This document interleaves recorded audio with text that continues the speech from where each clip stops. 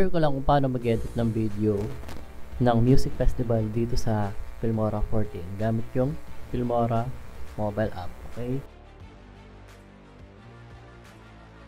So una, kailangan natin import yung mga video na gagamitin natin.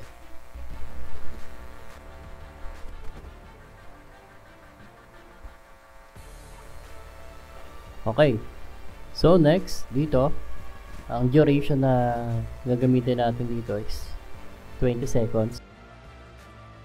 Ngayon, yung per video, at least 2 seconds. Okay? Ngayon, mag-a-add tayo dito na effects.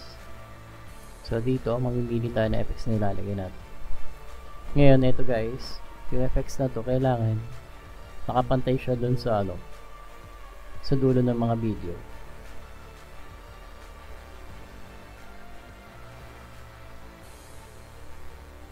Okay? Next, mag-add ulit tayo ng another effect. Ito, try natin to guys.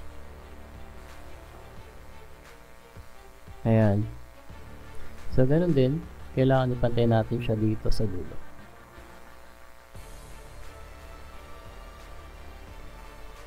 Okay? Ngayon, gagamit tayo dito ng adjustment layer. Enhance natin yung video.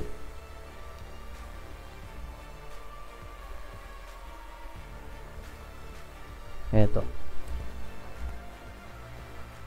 Adjust natin itong exposure,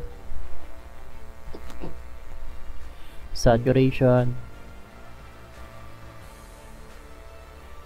ito yung brightness, yung temperature. Ayan. So ganun din, kailangan natin siyang ipantay dito sa dulo ng mga video.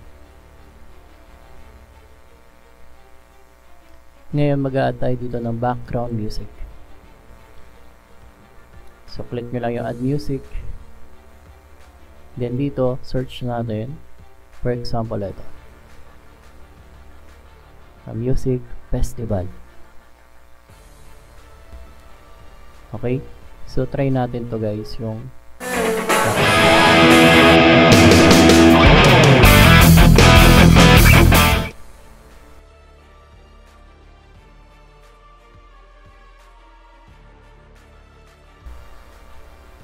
and then adjust natin to. Tapat natin dun sa unahan. And then dito, maximize natin hanggang dulo.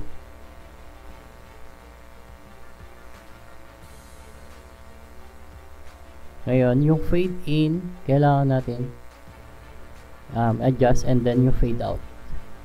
Ngayon, play natin.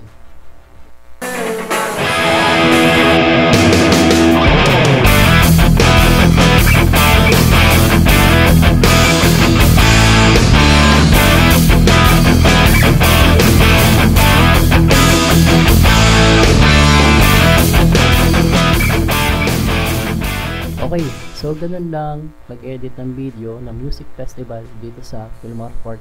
Ngayon guys, kung meron kayong gusto nyo tanong, comment lang kayo sa ibaba.